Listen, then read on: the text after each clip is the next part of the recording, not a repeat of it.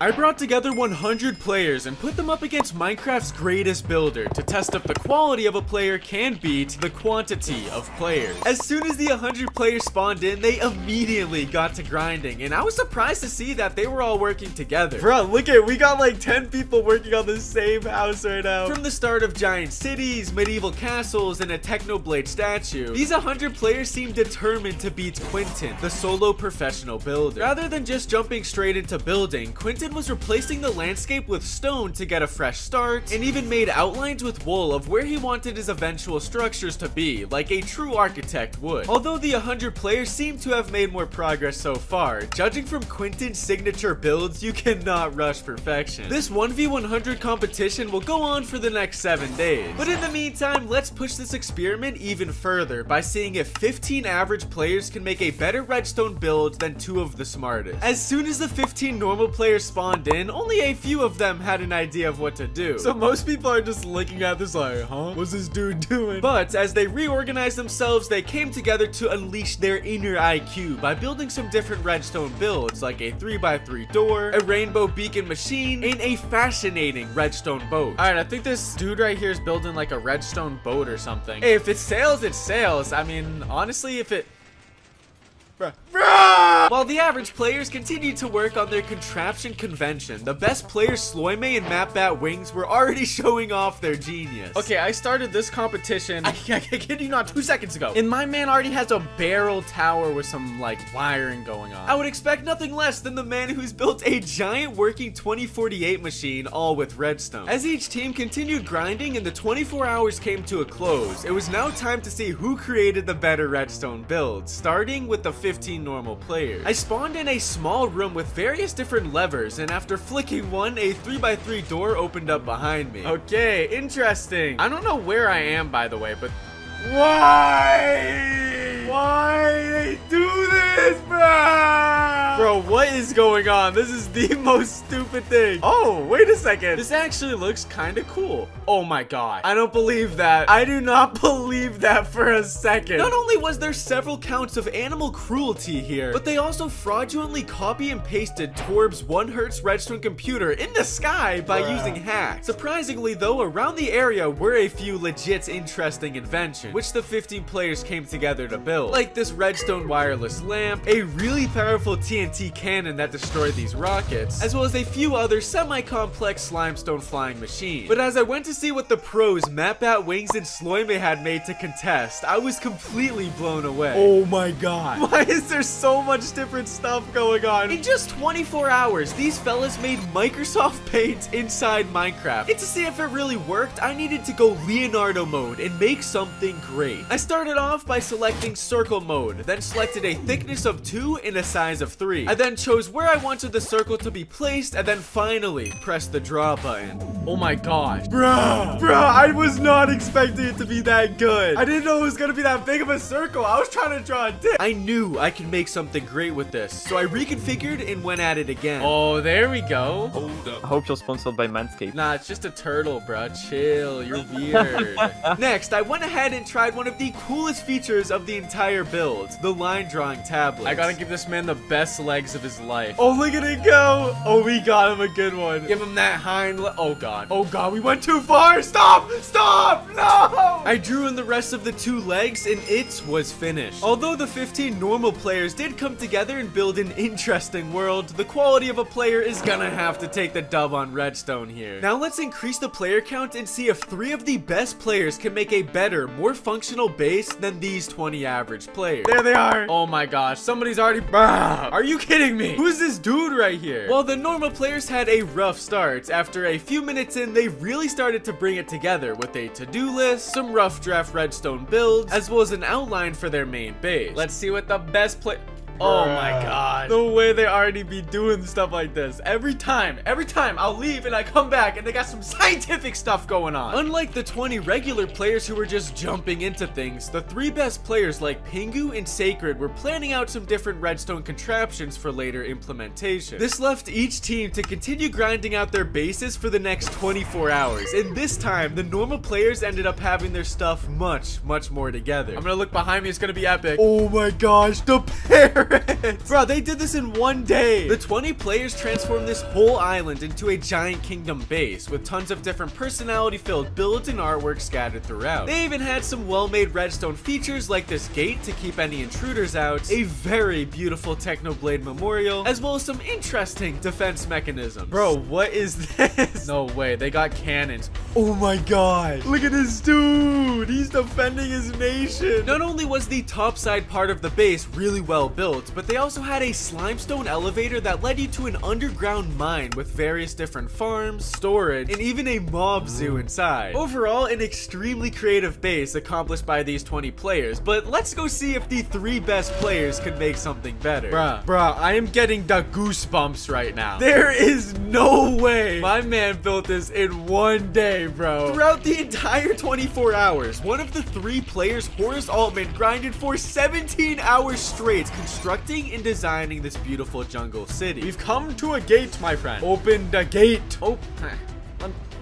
Open sesame. Oh, let's go at work. As I went through the automatic redstone gates, I entered the main base to find an extremely well-made interior. Around every corner inside was some sort of different farm, decoration, or well-needed feature to make the base functional. Dang, I'm getting a workout in from these stairs. Oh, okay. I love that. Go!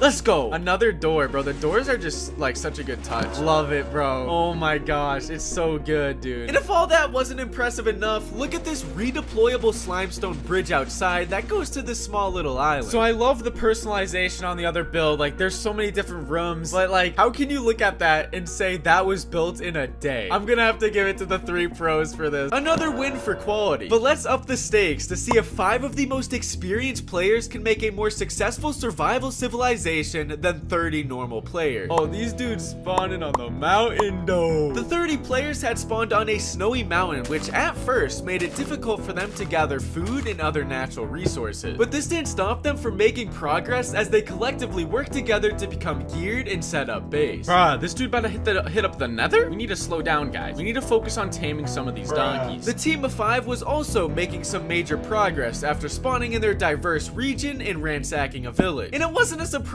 that JKM, the same guy who's obtained command blocks in survival mode, was already securing the bag. What the fuck? Bruh, it's been 20 minutes. Hey, keep up the good work, gents. For the next 3 days, each of the 2 teams worked incredibly hard to develop the most successful civilization they possibly could. And from judging the 5 best players' worlds, they had indeed kept up the good work. Ooh, dang. In the heart of their civilization was this beautiful, wealthy lake town, and in the main building was where they had stored their 2.5 stacks of diamond blocks. To obtain this level of economy in just 3 days, the 5 players focused heavily on self-sufficient farms like this iron farm that produces 5,500 ingots an hour, this shulker farm which produces 750 shulker shells an hour, a literal warden farm that they used to make a mob switch among plenty others. And on top of all that automation, they even had a giant tunnel bore machine underground which can literally mine out every resource they needed with TNT, with basically every natural resource being automated, exploiting game mechanics, and having a beautiful civilization built. These 5 pros for sure put their experience to the test. But let's go see if the 30 normal players can finally come out on top. Bruh, this is a legit civilization. Bro, you gotta do it. You gotta do it. I didn't even do that. After 3 days, all of the 30 players had come together to create this really nice town that had different houses and farms just like a real civilization would. They called themselves the Ant Colony, and with features like a shipping dock, a Technoblade memorial, walls to keep any mobs out, this was a legit society. Dude, I don't know why. It's just like makes me so happy looking at this. Bro, why would they do this? Why in Lord's name would they do this? Although their civilization did look amazing, it lacked the farms and progress the pros had done, which made this a really tough call. This is so hard. I don't know who to pick. I want to go with the best players, but these guys are so good too. If I'm gonna say who made the more successful civilization, I'm gonna have to go with the best players. Now, if there was any challenge for the quantity of players to finally pull through, it was here, where we have 10 of the best PvPers who are going to try and take on 50 normal players. All right. Oh my gosh, here they go. Using their larger numbers, the 50 players charged in while the 10 pros potted up and let them come to them. Look at this dude's already getting dunked on, bro. Oh my god, somebody's already dead. No way, bro. They're clearing them. The 10 Pro started extremely strong, quickly wiping out some of the other 50 players one by one. Bro, what are these dudes doing up here? Get off of this. Fight for your people. It wouldn't be until they wiped out around 10 of the opposition that the pros would start seeing their first death. Frankie, don't die, Frankie. No! Frankie! Although they had a strong start, the pros started to quickly get wiped out by the normal player team. No! Oh, they're all dropping. They're getting clapped right now. And look at this dude. Rip, no, Steve Gamer died. It's all down to Straights. With little left to work with, Straight attempted to avoid the dozens of enemies still chasing him until he finally cornered himself and accepted his fate. Oh no, he's giving up. No! That means that the quantity of players takes the dub on PvP, yet it still seems like quality has proved to be better so far. The 1 week build event has just come to an end, so let's see how 100 players work together to push their creative limits against Quinton, one of Minecraft's greatest builders. Here we go! Oh my gosh, bruh. The 100 players came together to completely transform this world into an extremely chaotic looking museum. Oh, wait. That's actually kind of good. Whoever did this, respect. There's a couple of diamonds in the rough here, fellas. At first, I'm not gonna lie, it was pretty easy to lose hope for the 100 players while observing the spawn, but as I saw the rest of the map, there were some true works of art. Dang. All right, this is easily one of the best builds so far. Not only did they work together to create this really nice medieval village, but they also had taken it a step further and made this giant futuristic city. Oh my god, this is actually good. Oh my gosh, they got like a whole airport too, with plenty of different buildings, a whole airport, and a bunch of giant battleships. I couldn't believe that 100 strangers had done this all together. They even made this gigantic pixel art of me like that. Okay, I'll take it. Wait, we weren't supposed to turn this way. Overall, it's just so impressive how well they came together for these builds, but let's go see what Quinton had made to contest. Oh, damn. Oh my gosh, it's massive. Quinton had completely terraformed these mountain islands into this beautiful landscape with a giant medieval kingdom. The nature and views had this really weird effect on me that made me feel like I was physically there. This is literally a mega build. Oh my god, look at the windmill, bruh! The way he got the moving windmill. Bruh, there's legit dude. Bruh, look at this dude. How did he even do this? Quinton knew he had to get really creative to match 100 other players, so he added intricate details like this working windmill that was done completely with command blocks, this waterfall splashing, XP surrounding this Technoblade memorial, and detailed map arts of the feds trying to track me for my tax fraud. It's so tough to make this decision, bruh. I'm gonna cry again, bro. It's just like the simple of if I were to live in either one of those, I'm gonna have to go with Quinton's one-player build. I hope you all support this decision and enjoyed the video. It took so much effort to make, so if you want to see more like it, please subscribe.